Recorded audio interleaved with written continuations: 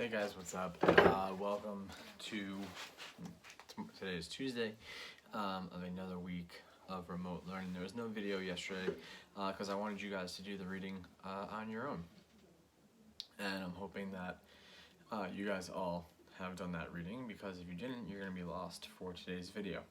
So if you did not do yesterday's assignment, you cannot really partake in this video until after you've done that, because we're going to continue reading the Scarlet Stocking Spy today, and I'll be posting pictures of this as well, so if you want to read along as you're listening to the video, that would be super smart.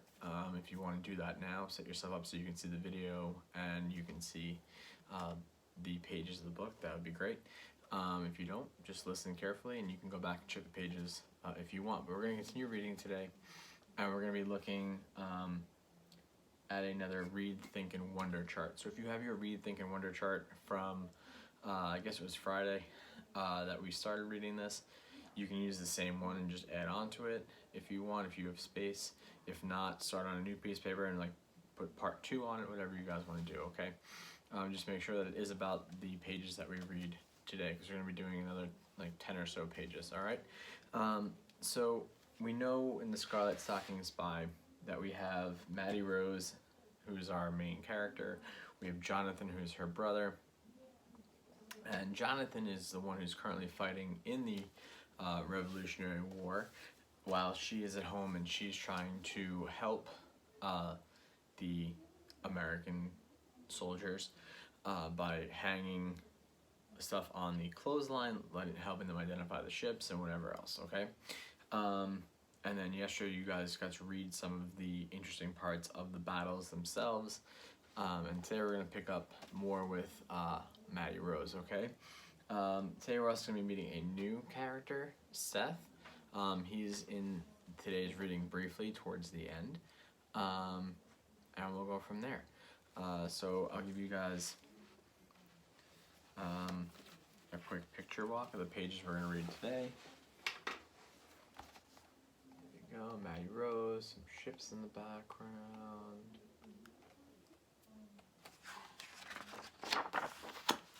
And there's Maddie Rose sleeping.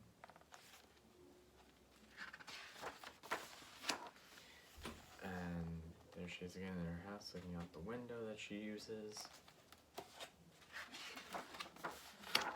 And then she saw the man out the window, goes and finds him, and then there she is talking to him as well. And then I'm going to save the one last page. Okay? So Maddie Rose's sharp eyes swept over the many ships crowded along the wharf. She memorized their positions, and which would be petticoats, which would be stockings with toes up or toes down. But on this day, she was startled to see that so many stockings would need cobblestone weights. So that means there's a lot of suspicious ships in the harbor. Quickly, she fetched Mistress Ross's order, but before she left, something made her look across the Delaware toward New Jersey, and her heart nearly stopped. For there in the middle of the river, hiding among the many moored ships, sat a British man of war. Jonathan must know this, she gasped. Maddie Rose raced back and set to work. It was the heaviest clothesline she'd ever hung, because she puts rocks in to make them weighed down, so they know which ones are the bad ships. But that night Jonathan didn't come, yet Maddie Rose kept watch for him long into the black night. He didn't come the next night either, or the next, nor the one after that. More and more nights passed, yet she kept looking for him out her window, never losing hope. So I'm starting to think or wonder that Maddie Rose is concerned for Jonathan. And what we read is that there are many new dangerous ships in the harbor. Okay? So that's just some things I'm going to jot down as we read these first few pages. And remember, you guys should be keeping track on your charts as well. Things that you read, things that you're thinking, and things that you are wondering. Then one night, a shadowy figure stood in Jonathan's place. She snuffed out her candle and peeked over the darkened windowsill. Who was he? Could it be Jonathan? But when he saw her window go dark, he turned to leave. The illustrations in this book are fantastic. So if you guys need to take a look, want to take a closer look, I would look at the pictures that I'm going to upload. Maddie Rose didn't even stop to think or slip on her shoes. She bounded after him, darting in and out of the shadows between the lampposts, stalking him like a silent cat in her stocking feet through the damp streets. Jonathan, she whispered hopefully, shyly touching his cloak. Is that you? So obviously an easy wonder here is,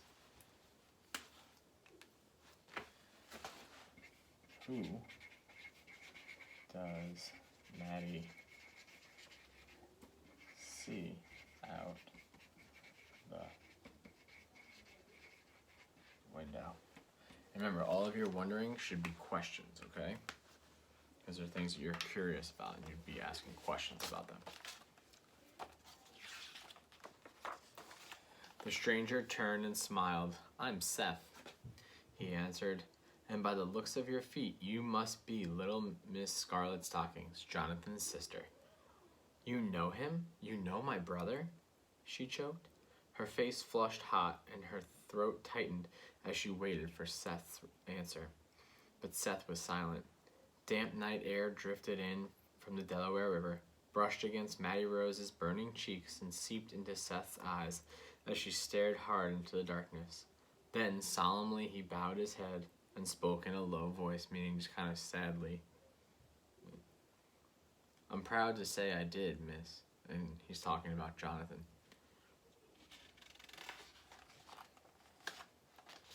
Slowly, Seth handed her a bundle. With trembling hands, she reached out, and for a few moments they held the bundle together. Then Seth spoke softly. I know your clothesline code, miss, he said. I've come to take Jonathan's place. So basically, Seth, who's another soldier in the colonial army who knew Jonathan and worked with Jonathan enough that he knew Maddie Rose's code, but he's also come to deliver Jonathan's belongings because unfortunately Jonathan has been killed during the war. And obviously they both hold the package for a while because they both are very upset by, the situation of Seth for having to tell Jonathan's younger sister that he's passed away, and for Maddie Rose to have to hear that information is something that's solemn and sad. Maddie Rose nodded slowly as tears spilled from her eyes. She tried to hold up her chin as her father would have, but it drooped as her bottom lip began to quiver. Will not fail, miss, Seth vowed. I promise you that. Then he was gone.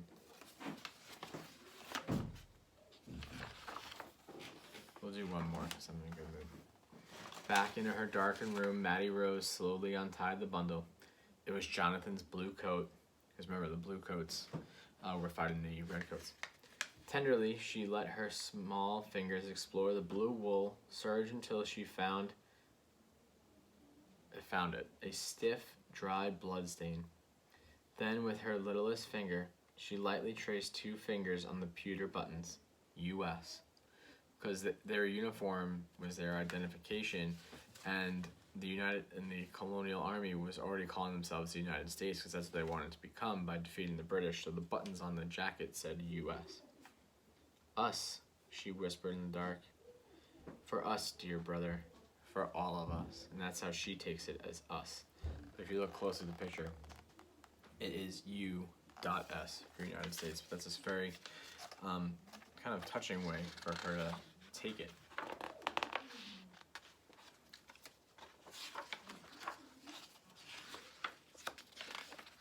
No, we're going to finish it today. I'm not going to do it tomorrow. We're going to finish it today. That night, and for many nights to follow, Mattie Rose sat in her tiny room, lit by a single candle, threaded her needle and sewed. She was making an American flag from her scarlet stockings, her white petticoats, and her brother's blue coat. And sewn into every one of her stitches was a tear of grief, the clenched fist of defiance. Through the bleak, cold winter that followed, Washington's army retreated to Valley Forge while British occupied Philadelphia, lock, stock, and barrel. At night, the redcoat invaders celebrated with military balls and fancy cotillions, and during the day they patrolled the streets, eyes forward, never noticing the young girl's unmentionables hanging overhead on a small clothesline from a third-floor window. Okay, so I'm wondering, one thing I'm wondering now after reading that is, it's a war. Why are the British celebrating? It's war. Why are the British celebrating? That's my big wondering right now. Especially since they seem to be missing Mattie Rose's code hanging from the windows. In the spring of 1778, the British left Philadelphia, crossed the Delaware, and were sent running by Washington's army to the Battle of Monmouth in New Jersey. The Patriots of Philadelphia celebrated flying flags everywhere. But there was one little flag that hung by itself on a small clothesline high over Apple Tree Alley, and fresh spring breezes traveled from New Jersey and found the little flag and lifted it up high. How proud and strong it flew, just like her father's chin, for it was Mattie Rose's scarlet stocking flag. Many years have passed since the spring of 1778. No one knows for sure what happened to this little flag, but if by chance you found it in an old trunk or a dusty attic or a barn loft or musty museum basement, you would notice that one star is bigger than the rest. It sits in a place of honor at the top of an arch of 13 stars in a field of blue, a keystone star for Pennsylvania, and if you look at under the star, you would find a musket bullet hole. So so here's a sample of what that flag would look like, because this is what the flag looked like when there was only 13 states or the 13 colonies, and that's the way Mattie Rose made it. The stars used to be in a circle, but she did it with 6 on one side, 6 on the other side, and then Pennsylvania as the head star. Okay? This book has been really great, so I hope that you guys have enjoyed it. We're going to keep using it, obviously, as we go through the rest of the module, but we need to get this big first read out of the way, and I know making like one video of this would have taken way too long, so you guys have gotten it in 2. Today you're going to finish up your read, think, and wonder charts, and then you're going to have some short response work to do. Please remember that short responses are paragraphs, minimum of 4 to 5 sentences with punctuation, and reread them to yourselves, because a lot of stuff you guys are giving me doesn't really make sense. So reread it for yourself, please. Okay, cool. I will see you guys live at 1:30, and we'll go from there. Have a fun reading, and I'll see you tomorrow.